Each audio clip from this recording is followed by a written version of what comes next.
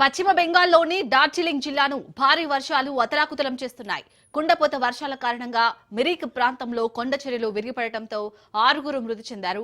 ప్రకృతి బీభత్సానికి పర్యాటక ప్రాంతాలైన మిరిక్, కుర్సియాంగ్లను కలిపే కీలకమైన దూదియా ఐరన్ బ్రిడ్జ్ పూర్తిగా కుప్పకూలింది. దీంతో ఆ ప్రాంతాల మధ్య రాకపోకలు పూర్తిగా తెగిపోయాయి.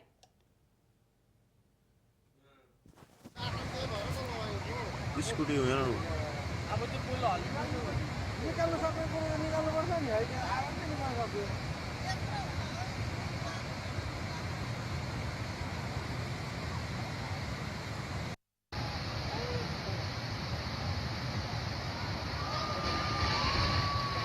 लु आमा यो हेर त के भएको नि त्यस्तो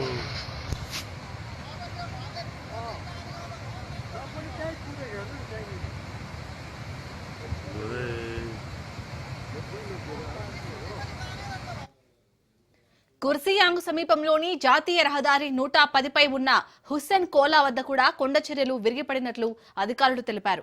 ఈ ఘటనల కారణంగా పలు గ్రామాలకు వెళ్లే మార్గాలతో పాటు జాతీయ రహదారులు కూడా బురదతో నిండిపోయి రాకపోకలకు తీవ్ర అంతరాయం ఏర్పడింది.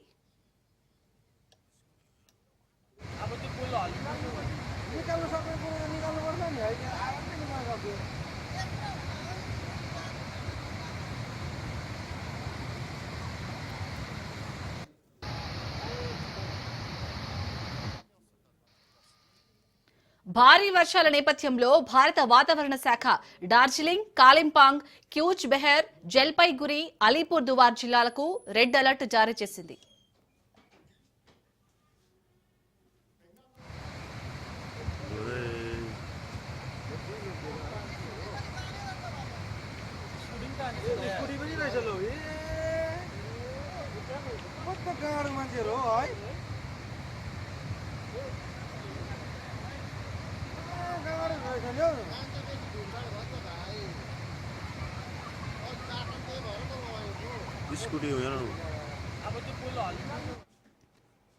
ఇక పశ్చిమ బెంగాల్లో అయితే భారీ వర్షాలు కురుస్తున్నాయి. ఈ భారీ వర్షాల దాటికి అక్కడ డార్జిలింగ్ లో అయితే కొండ చర్యలు విరిగిపడినట్టుగా తెలుస్తోంది. దీనికి సంబంధించి పూర్తి డీటెయిల్స్ మా ప్రతినిధి పవన్ అందిస్తారు. పవన్, ఇప్పటికీ కొన్ని జిల్లాలకైతే అక్కడ రెడ్ అలర్ట్ జారీ చేసినట్టుగా తెలుస్తోంది. అప్డేట్స్ ఏంటి?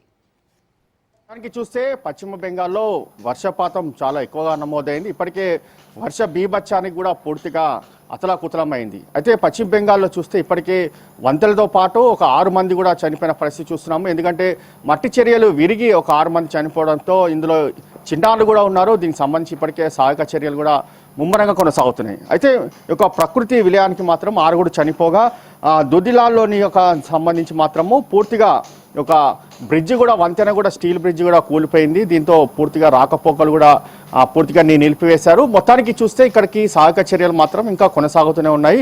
అయితే ఒక వర్షపాతం ఎక్కువగా నమోదు కావడంతో ఇప్పటికే దీనికి సంబంధించి ప్రధానంగా ఆరెంజ్ అలర్ట్ కూడా జారీ చేశారు. ఎవరు కూడా ఇళ్ల నుంచి కూడా బయటికి రావద్దు అనేది మాత్రం ప్రధానంగా ప్రభుత్వం సంబంధించిన అధికారులు కూడా చెప్తున్నారు. ఎందుకంటే ఇప్పటికే సహాయక చర్యలు కొనసాగుతున్నాయి.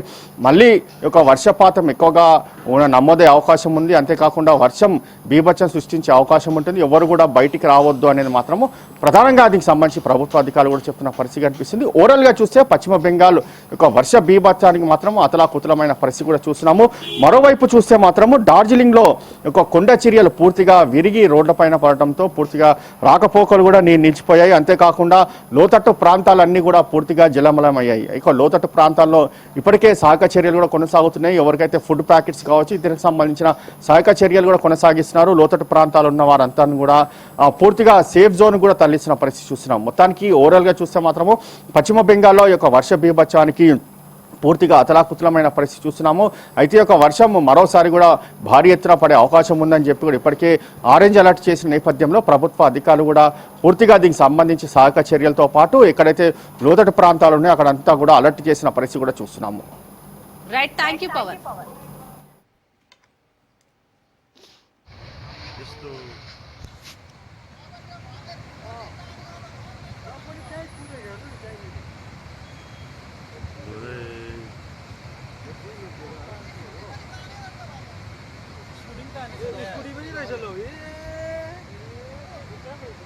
गाडो मान्छेहरु हो है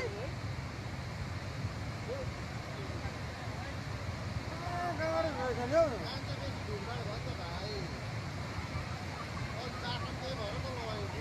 स्कुटी हो हेर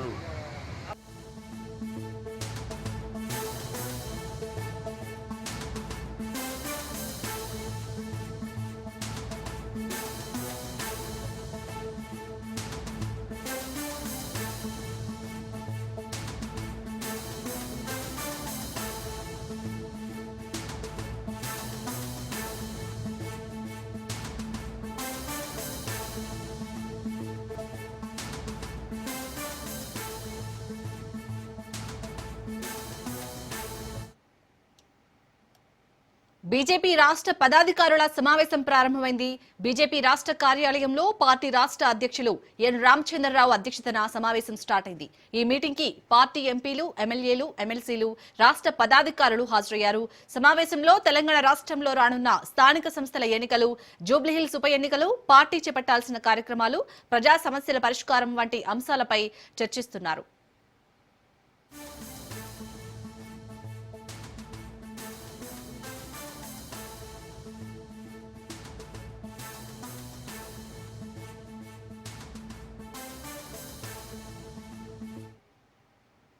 బీజేపీ రాష్ట్ర పదాధికారుల సమావేశం ప్రారంభమైంది. బీజేపీ రాష్ట్ర కార్యాలయంలో పార్టీ రాష్ట్ర అధ్యక్షులు ఎన్ రామచంద్రరావు అధ్యక్షతన సమావేశం స్టార్ట్ అయింది. ఈ మీటింగ్ కి పార్టీ ఎంపీలు, ఎమ్మెల్యేలు, ఎమ్మెల్సీలు, రాష్ట్ర పదాధికారులు హాజరయ్యారు. సమావేశంలో తెలంగాణ రాష్ట్రంలో రానున్న స్థానిక సంస్థల ఎన్నికలు, జూబ్లీహిల్స్ ఉప ఎన్నికలు, పార్టీ చేపట్టాల్సిన కార్యక్రమాలు, ప్రజా సమస్యల పరిష్కారం వంటి అంశాలపై చర్చిస్తున్నారు.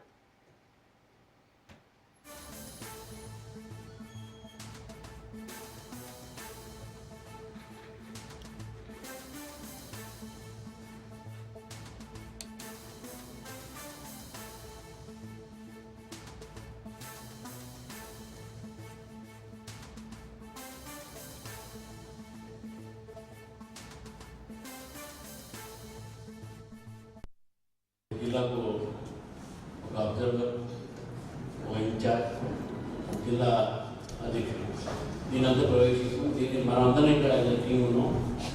ఇది సమగ్ర నాయకత్వంతోనే మనం ముందుకు వెళ్తాం. మీడియా మీద మనం చర్చ కొనసాగిస్తాం. అయితే మన పరిస్థితి ఈరోజు గ్రామాలు ఎట్లుంటే మేము మన గ్రామాల్లో పోయినాం. అందరూ అడిగినాక లేడీస్కి మీకు బియ్యం వివరిస్తున్నామా అంటే లేదు, అందరూ మోదీ అన్నారు. అంటే గ్రామాలకు తెలుస్తుంది. గ్రామీణ ప్రాంతాలకు సుధాకర్ చెప్పారు, మోదీ గారు ఇచ్చినటువంటి ఒక స్కీమ్ చెప్పినారు. ఇది గ్రామీణ ప్రాంతంలో హర్ నల్ జల్ ఏదైతే ఉందో అది మన రూరల్ డెవలప్మెంట్ ప్రోగ్రామ్ మనం తీసుకున్నటువంటి రూరల్ వాటర్ ఇది ప్రోగ్రామ్ కింద తీసుకుంది మన వాటర్ మినిస్ట్రీ. ఇటువంటి కొన్ని ప్రోగ్రామ్స్ మన గ్రామీణ ప్రాంతం తీసుకోకపోతే వాళ్ళకి అర్థమవుతుంది. తర్వాత గత ప్రభుత్వాలు ఏదైతే మన గ్రామీణ ప్రాంతాన్ని ఏ ప్లానింగ్ కమిషన్ చెప్పిన తర్వాత సెంట్రల్ ఫండ్స్ వచ్చాయో అది డైవర్ట్ చేశారు. ఆ డైవర్ట్ చేసినటువంటి ఒక విషయాన్ని కూడా ఈరోజు తెలంగాణ ప్రజలు మర్చిపోలేదు. జిల్లాకు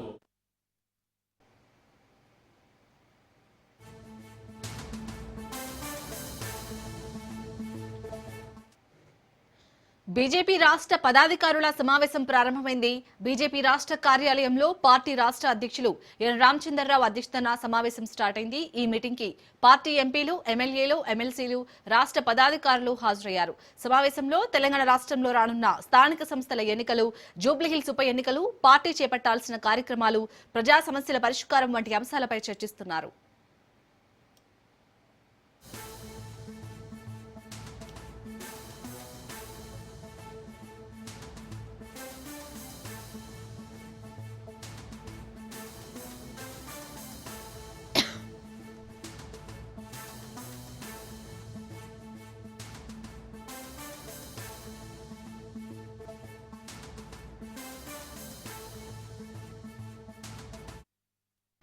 రైట్ ఇక ఇటు బీజేపీ రాష్ట్ర పదాధికారుల సమావేశం అయితే ప్రారంభమైనట్టుగా తెలుస్తోంది. దీనికి సంబంధించి పూర్తి డీటెయిల్స్ మా ప్రతినిధి రాజు అందిస్తారు. రాజు, ఈ సమావేశంలో ఏ అంశాలపై చర్చిస్తున్నారు? అప్డేట్స్ ఏంటి?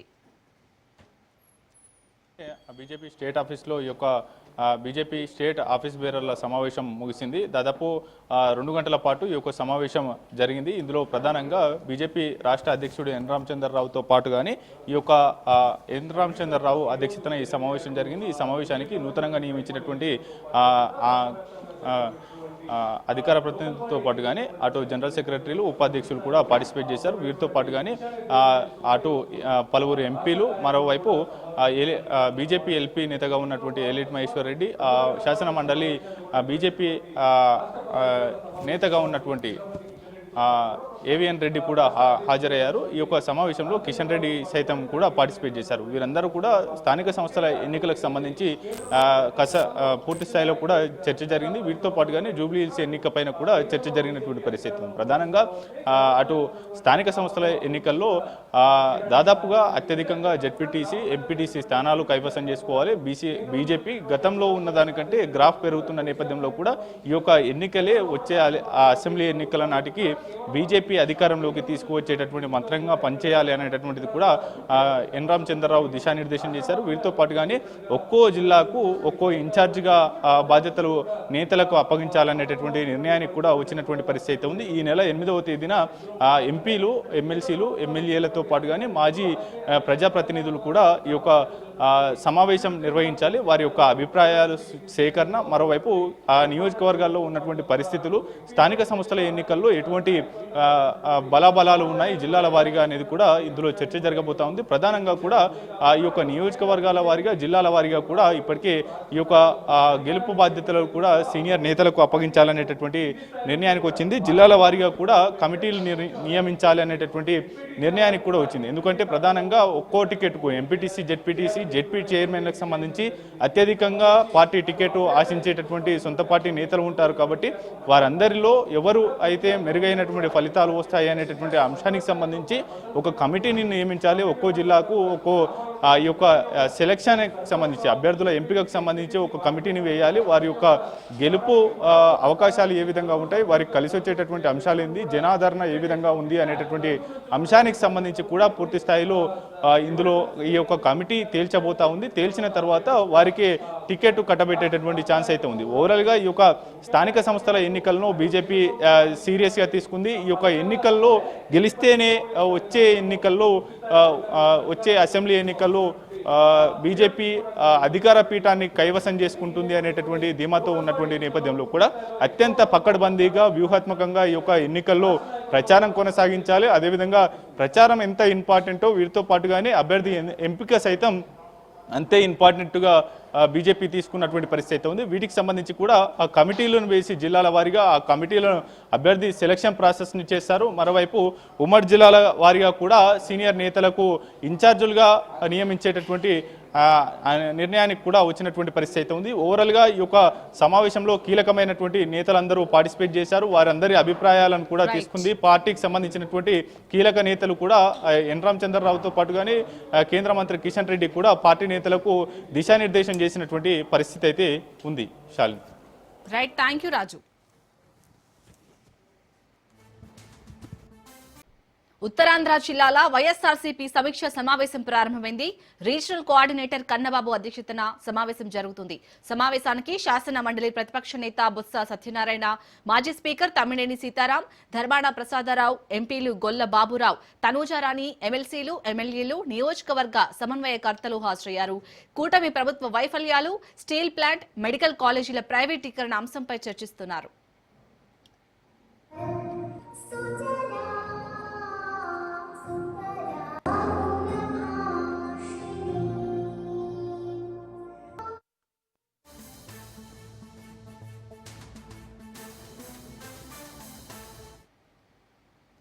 ఉత్తరాంధ్ర జిల్లాల వైఎస్ఆర్సీపీ సమీక్ష సమావేశం ప్రారంభమైంది.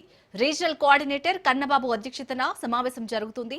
సమావేశానికి శాసన మండలి ప్రతిపక్ష నేత బొత్స సత్యనారాయణ, మాజీ స్పీకర్ తమ్మినేని సీతారాం, ధర్మాన ప్రసాదరావు, ఎంపీలు గొల్ల బాబురావు, తనూజారాణి, ఎమ్మెల్సీలు, ఎమ్మెల్యేలు, నియోజకవర్గ సమన్వయకర్తలు హాజరయ్యారు. కూటమి ప్రభుత్వ వైఫల్యాలు, స్టీల్ ప్లాంట్, మెడికల్ కాలేజీల ప్రైవేటీకరణ అంశంపై చర్చిస్తున్నారు.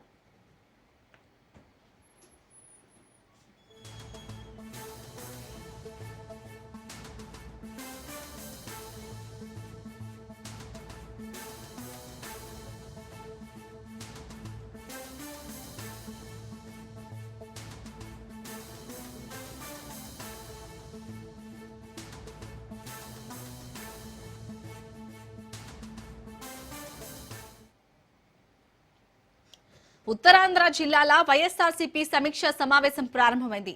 రీజనల్ కోఆర్డినేటర్ కన్నబాబు అధ్యక్షతన సమావేశం జరుగుతుంది. సమావేశానికి శాసన మండలి ప్రతిపక్ష నేత బొత్స సత్యనారాయణ, మాజీ స్పీకర్ తమ్మినేని సీతారాం, ధర్మాన ప్రసాదరావు, ఎంపీలు గొల్ల బాబురావు, తనుజారాణి, ఎమ్మెల్సీలు, ఎమ్మెల్యేలు, నియోజకవర్గ సమన్వయకర్తలు హాజరయ్యారు. కూటమి ప్రభుత్వ వైఫల్యాలు, స్టీల్ ప్లాంట్, మెడికల్ కాలేజీల ప్రైవేటీకరణ అంశంపై చర్చిస్తున్నారు.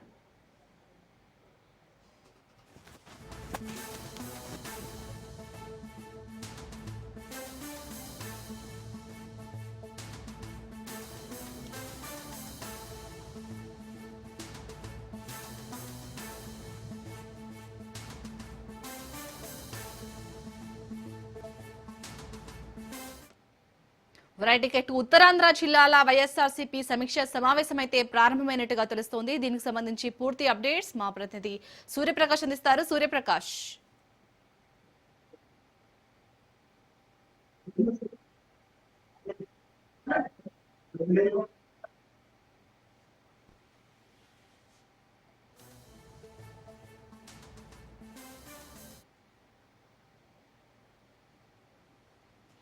టికెట్ ఉత్తరాంధ్ర జిల్లాల వైఎస్ఆర్సీపీ సమీక్ష సమావేశం అయితే ప్రారంభమైనట్టుగా తెలుస్తోంది. దీనికి సంబంధించి పూర్తి డీటెయిల్స్ మా ప్రతినిధి సూర్యప్రకాష్ అందిస్తారు. సూర్యప్రకాష్, విషయాల్ని ఉత్తరాంధ్రలో అయితే వైసీపీ గేరు మార్చే ప్రయత్నం అయితే చేస్తుంది. దాదాపు 2024లో ఏదైతే ఎన్నికల్లో ఓటమి చవి చూశారో, ఓటమి చవి చూసిన తర్వాత ఎక్కడైతే సిద్ధం సభనైతే మొదలుపెట్టి ఈ యొక్క ఎన్నికల్లో ఓటమి చవి చూశారో అదే ప్రాంతంలో చెన్నా కన్వెన్షన్ సెంటర్ లో దాదాపు ఉత్తరాంధ్ర అగ్రనేతలతో పాటు కార్యకర్తల వరకు కూడా అందరితో కూడా ప్రత్యేక సమావేశాన్ని ఏర్పాటు చేసుకోవడం జరిగింది.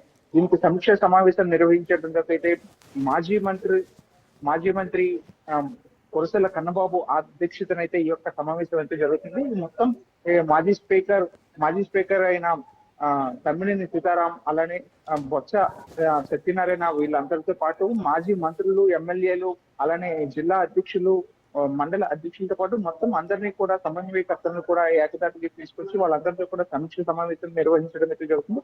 ప్రస్తుతం వీటి నుండి అయితే ముఖ్యంగా ఫీడ్బ్యాక్ ను తీసుకునే పరిస్థితి ఉంది. సలహాలు, సూచనలు, అలానే వారి నుండి ఎటువంటి ఇబ్బందులు అయితే ప్రస్తుతం ఎదుర్కొంటున్నారు, ఆ ప్రభుత్వం నుండి ఎటువంటి ఇబ్బందులు అయితే వస్తున్నాయనే విషయాన్ని అయితే పూర్తిగా తెలుసుకుని వాటి ముందైతే తీసుకెళ్లే ప్రయత్నం అయితే చేస్తున్నారు. అదే ప్రధాన అజెండాలుగా అయితే దీంట్లో తీసుకున్న ప్రధాన అంశం ఏంటంటే మెడికల్ కాలేజీలను అయితే ప్రైవేటీకరణ చేయడానికి అయితే ప్రస్తుతం కూటమి ప్రభుత్వం అయితే ముందుకెళ్తున్న పరిస్థితి ఉంది. దాన్ని అడ్డుకోవడానికి అయితే మరి ముఖ్యంగా 9వ తారీఖున మాజీ సీఎం జగన్మోహన్ రెడ్డి వచ్చే అవకాశం ఉంటుందని, దానికి సంబంధించి ఇక్కడ నుండే పోరుబాటునైతే తీసుకెళ్లాలని, ప్రైవేట్ పరం తీసుకెళ్లకూడదనే ఉద్దేశాన్ని అయితే తీసుకెళ్లే ప్రయత్నాన్ని చేసేందుకైతే ప్రస్తుతం వైసీపీ నేతలు అయితే ఆలోచన చేస్తున్నారు.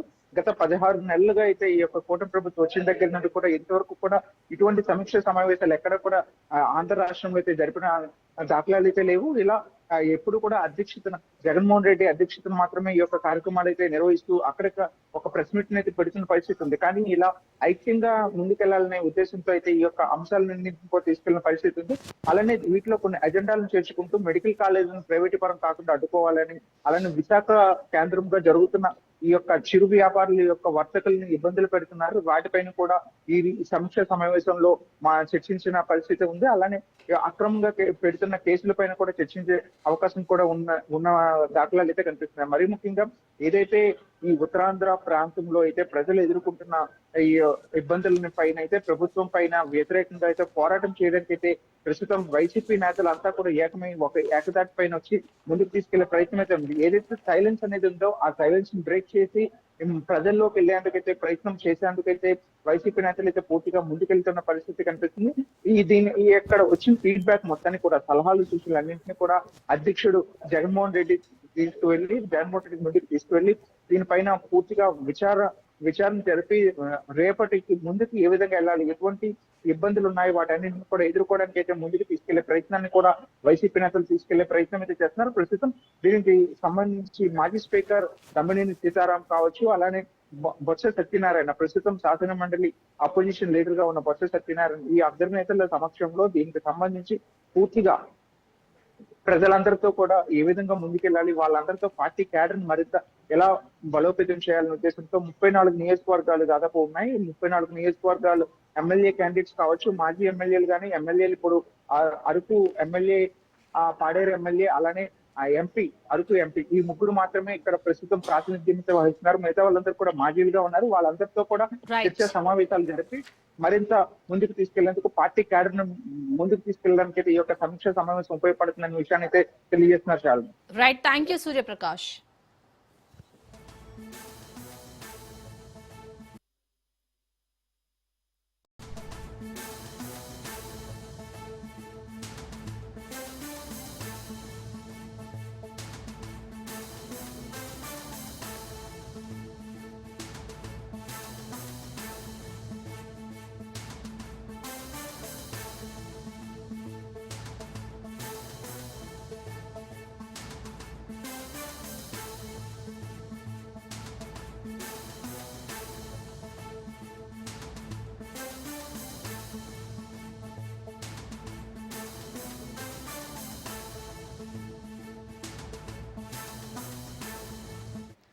కడపలో భారీ స్కామ్ బయటపడింది. నిర్వాసిత మహిళలకు సాయం పేరుతో లక్షల్లో దోపిడీ జరుగుతుంది. భర్త లేని ఒంటరి మహిళలకు చేయూతనిచ్చేందుకు ప్రభుత్వ నిధులతో సరస్వతి అనే మహిళ ఆశ్రమం నిర్వహిస్తుంది. కొన్నాళ్లుగా ఆశ్రమం పేరుతో ప్రభుత్వ నిధులు దోపిడీ చేస్తుంది. ఆశ్రమంలో 99 మంది నిర్వాసితులు ఉన్నట్లు రికార్డులు సృష్టించింది. కొంతమంది ఫిర్యాదు మేరకు నిర్వాసిత కేంద్రాన్ని మహిళా కమిషన్ చైర్పర్సన్ శైలజ ఆకస్మికంగా తనిఖీ చేశారు. నిర్వాహకులు తప్ప మహిళలు లేకపోవడంతో ఆగ్రహం వ్యక్తం చేశారు. అవినీతిపై ప్రభుత్వానికి నివేదిక ఇస్తామని శైలజ తెలిపారు. అవినీతిపై వెంటనే విచారణ జరపాలని కలెక్టర్ కు ఆదేశాలు జారీ చేశారు. పేపర్ పెట్టుంది అయ్యేమ్మా డోర్ మ్యాట్స్ అండి. It's being managed at lower level. మాకు వచ్చిన ఇన్ఫర్మేషన్ అదే. ట్యాక్స్తో కట్టే డబ్బులు నిజంగా సర్వీస్ చేసే వాళ్ళు అయితే అక్కడ లేరండి విజయవాడ. నేను 100% గ్యారంటీ మెసేజ్ అప్డేట్ 99 మెంబర్స్ ఇదే కదా. కడపలో భారీ స్కామ్ బయటపడింది. నిర్వాసిత మహిళలకు సాయం పేరుతో లక్షల్లో దోపిడీ జరుగుతుంది. భర్త లేని ఒంటరి మహిళలకు చేయూతనిచ్చేందుకు ప్రభుత్వ నిధులతో సరస్వతి అనే మహిళ ఆశ్రమం నిర్వహిస్తుంది. కొన్నాళ్లుగా ఆశ్రమం పేరుతో ప్రభుత్వ నిధులు దోపిడీ చేస్తుంది. ఆశ్రమంలో 99 మంది నిర్వాసితులు ఉన్నట్లు రికార్డులు సృష్టించింది. కొంతమంది ఫిర్యాదు మేరకు నిర్వాసిత కేంద్రాన్ని మహిళా కమిషన్ చైర్పర్సన్ శైలజ ఆకస్మికంగా తనిఖీ చేశారు. నిర్వాహకులు తప్ప మహిళలు లేకపోవడంతో ఆగ్రహం వ్యక్తం చేశారు. అవినీతిపై ప్రభుత్వానికి నివేదిక ఇస్తామని శైలజ తెలిపారు. అవినీతిపై వెంటనే విచారణ జరపాలని కలెక్టర్ కు ఆదేశాలు జారీ చేశారు.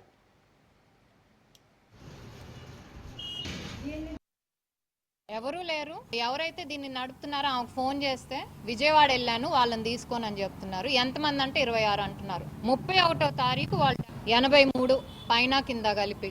ఈ రోజు అడిగితే ఇక్కడ వార్డెన్ ఏమో 35 అంటది, ఆమెమో 26 అంటది. ఆ 26లో పెద్దవాళ్ళు ఎందరు పిల్లలు ఎంత అంటే అది కూడా తెలియదండి. అంటే నంబర్ తేడా చూడండి. 4 రోజుల్లో లోపలికి వెళ్ళి చూస్తే మొత్తం దుమ్ము కొట్టుకుపోయి ఎవరు కూడా ఇక్కడ 4 రోజుల క్రితం ఉన్న ఆనవాళ్ళు కూడా కనపట్లేదు. అంటే ప్రభుత్వాన్ని మోసం చేసి, ప్రభుత్వాలు ఆడపిల్లలు ఎవరైనా అవసరంలో ఉన్నప్పుడు, అన్యాయానికి గురైనప్పుడు ఇలాంటి హోమ్స్ ఎందుకు పెడుతున్నారండి? డబ్బులు ఎక్కువయ్యా.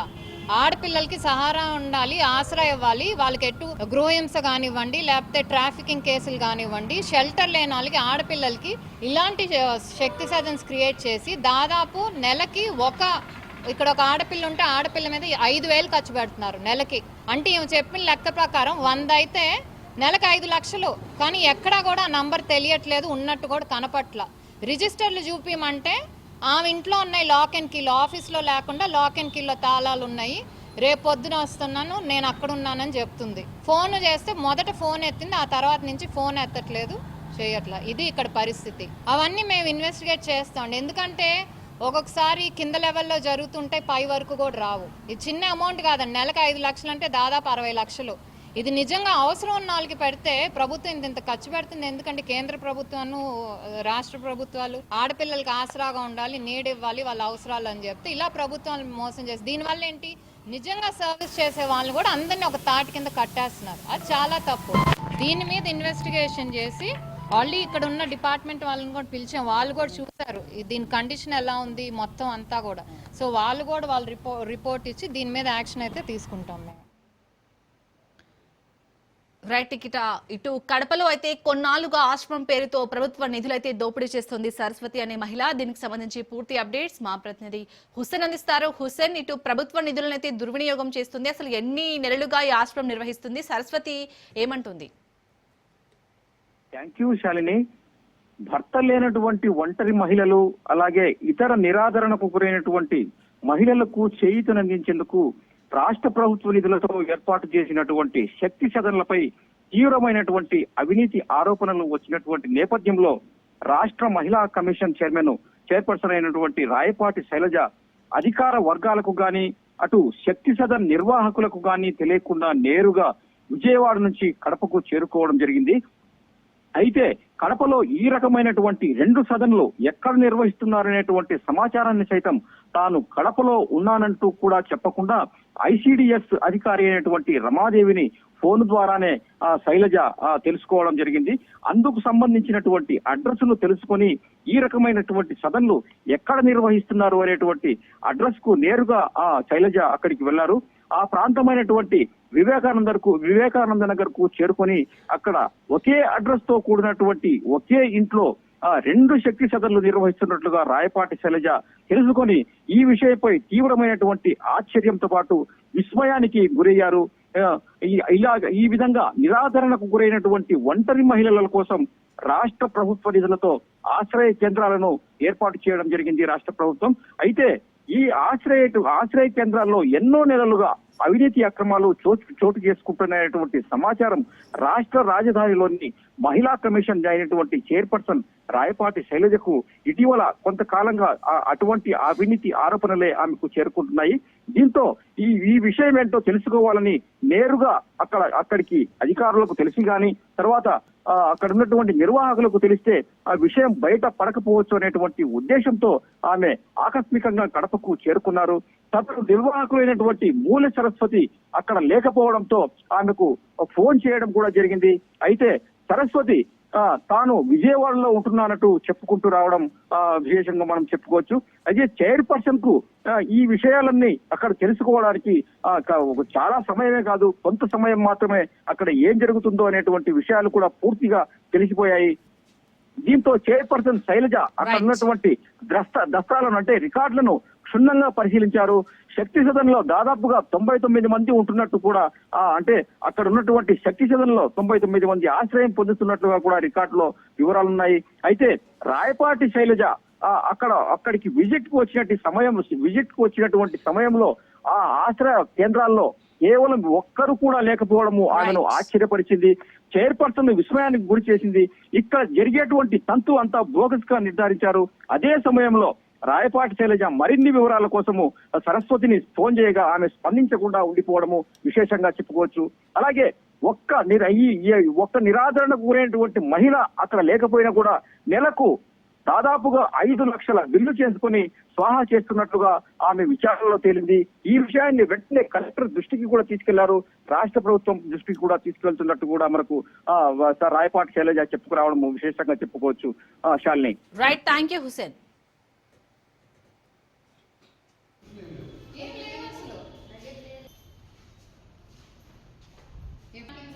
పేపర్ పెట్టుంది.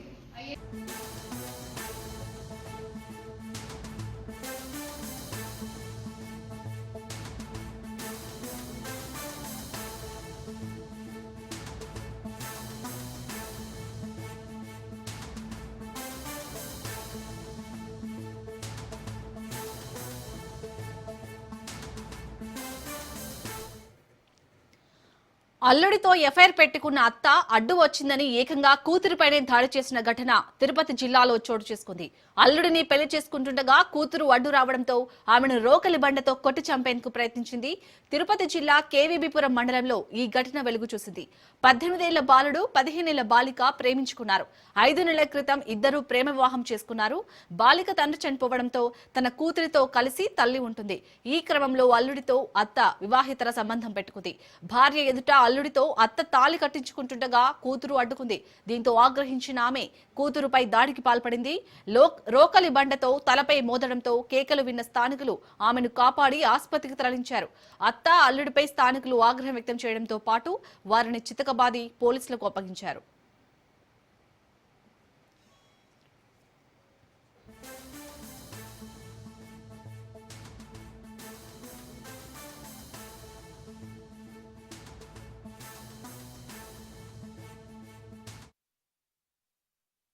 ఆ అబ్బాయి పేరు Charan, Kasturpuram colony, ST colony sir. ఆ అబ్బాయి ఈ అమ్మాయిని పెళ్లి చేసుకున్నా, బాగా చూసుకుంటారు ఇది అనేసి.